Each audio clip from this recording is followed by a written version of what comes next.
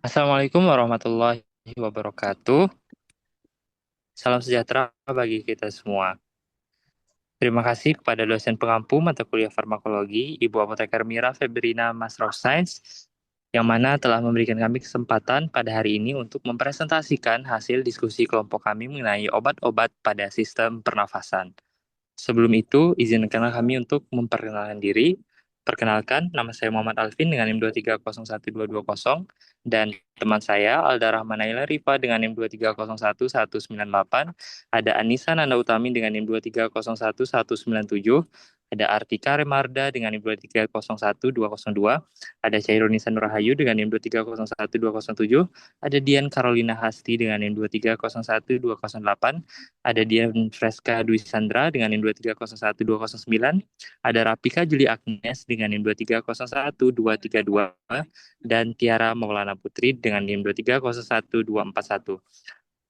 Selanjutnya akan dilanjutkan oleh rekan saya. Baik, yang pertama itu ada latar belakang, di mana sistem respirasi merupakan sistem organ vital yang bertanggung jawab dalam pertukaran gas oksigen dan karbon dioksida. Gangguan pada sistem ini dapat menimbulkan berbagai kondisi patologis seperti asma, PPOK, pneumonia, dan bronkitis. Ada beberapa data epidemiologi, asma mempengaruhi lebih dari 300 juta individu di seluruh dunia. PPOK menempati sebagai posisi ketiga penyebab kematian global, lalu memerlukan pendekatan terapeutik yang komprehensif.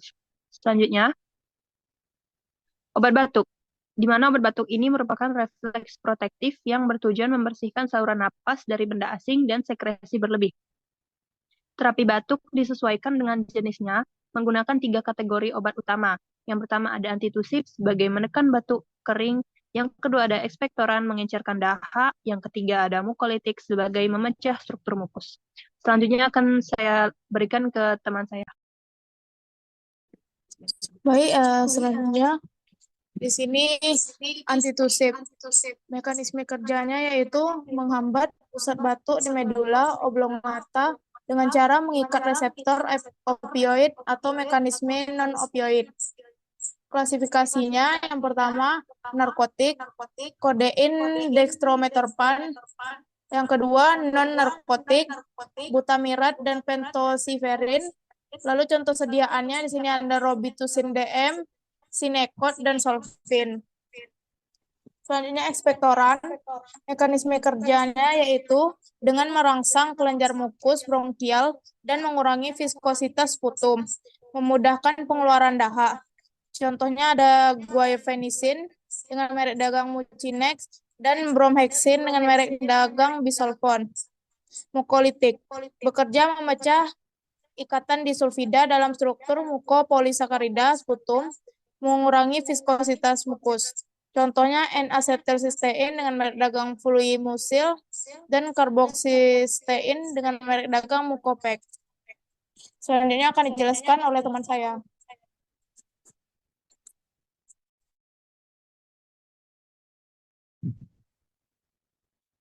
Selanjutnya, bronkodilator. Bronkodilator merupakan obat yang digunakan untuk mengatasi obstruksi saluran napas pada kondisi seperti asma dan PPOK.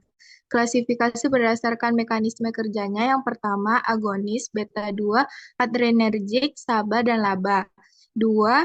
Antikolinergik, SAMA, dan LAMA. Dan yang ketiga, metilsantinase atau theophylline. Yang pertama, agonis beta-2 adrenergik yang mengaktifasi reseptor beta-2 adrenergik pada otot polos bronkus, meningkatkan kadar CAM atau cyclic adenosin monofosfat yang menyebabkan relaksasi otot polos dan bronkodilatasi. LABA atau long acting beta-2 agonis, contohnya salmeterol dengan obat dagang Cereven dan formoterol dengan obat dagang Voradil. Indikasinya yaitu kontrol jangka panjang selalu dikombinasi dengan kortikosteroid dengan durasi kerja 12 jam.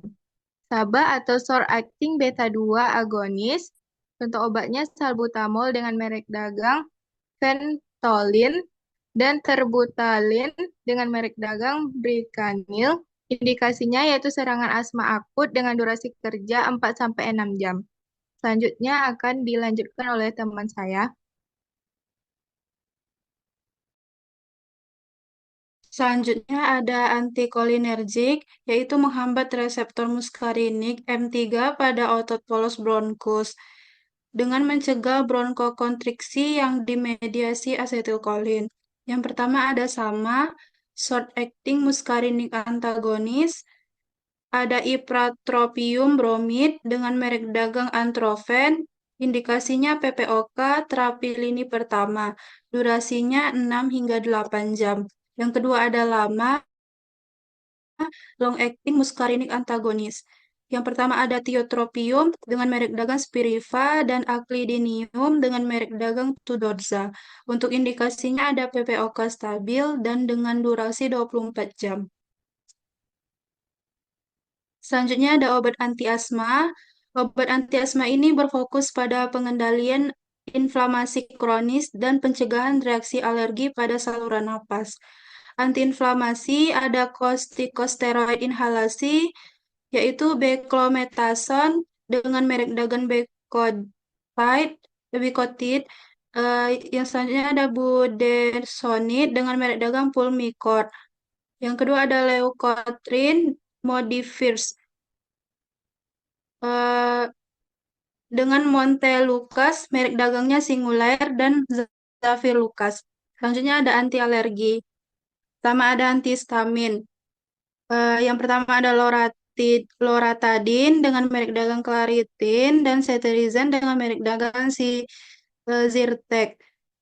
Yang terakhir ada Cromones, sodium kromogilegicat dengan merek dagang Intal dan Nedokromil. Saya serahkan kepada teman saya. Selanjutnya ada dari golongan kortikosteroid. Kortikosteroid merupakan hormon steroid dengan efek antiinflamasi yang kuat, bekerja pada tingkat molekuler dengan mengatur transkripsi gen yang mengontrol respon inflamasi. Klasifikasinya berdasarkan rute pemberian, yaitu ada kortikosteroid inhalasi, merupakan terapi lini pertama asma persisten. Yang kedua ada kortikosteroid oral untuk eksaserbasi berat dan kondisi tidak responsif. Untuk mekanisme kortikosteroid yaitu berikatan dengan reseptor glukokortikoid intraseluler, menghambat transkripsi gen proinflamasi dan mengaktifasi gen antiinflamasi. Selanjutnya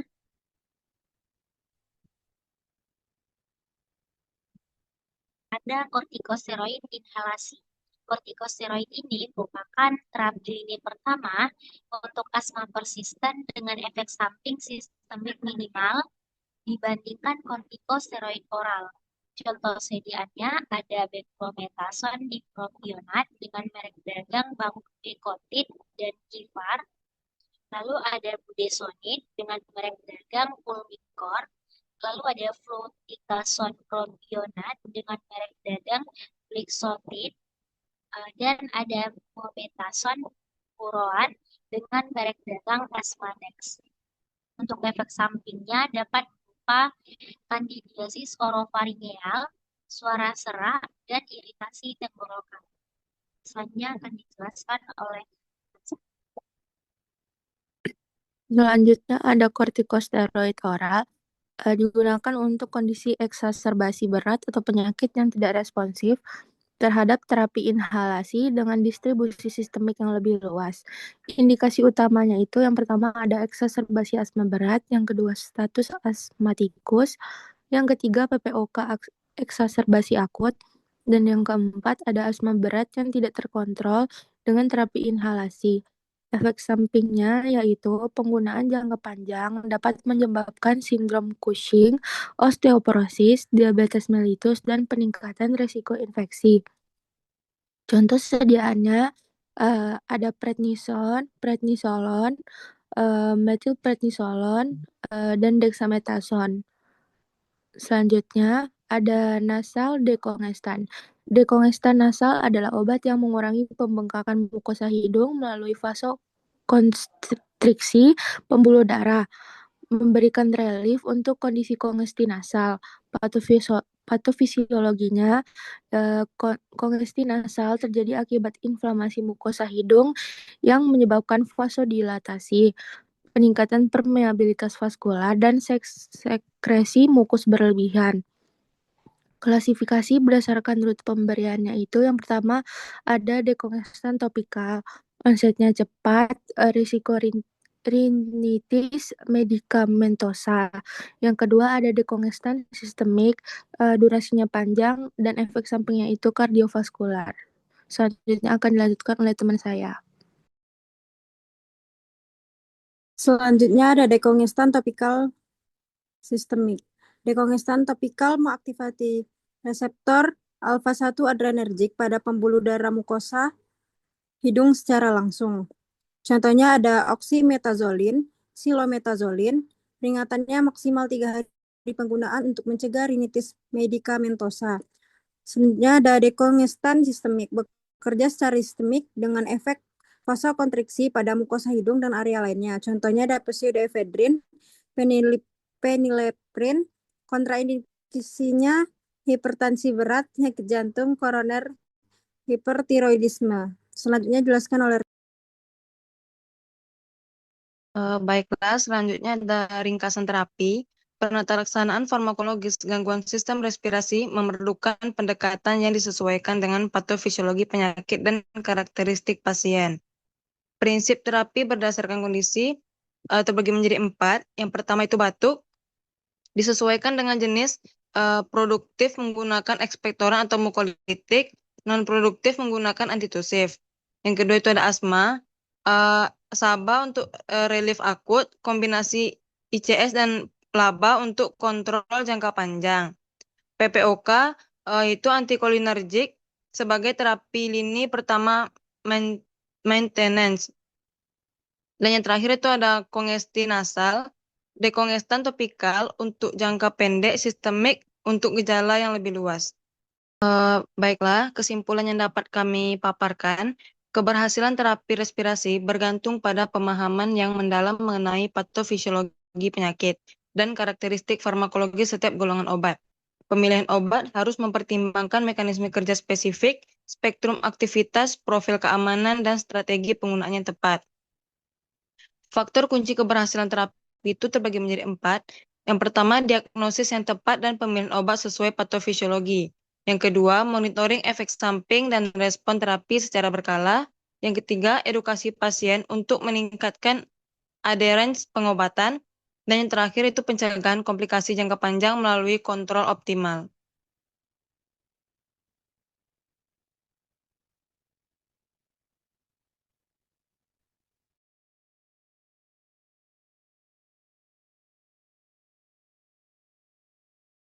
Baiklah, sekian hasil diskusi yang dapat kami paparkan. Lebih dan kurang mohon dimaafkan. Assalamualaikum warahmatullahi wabarakatuh.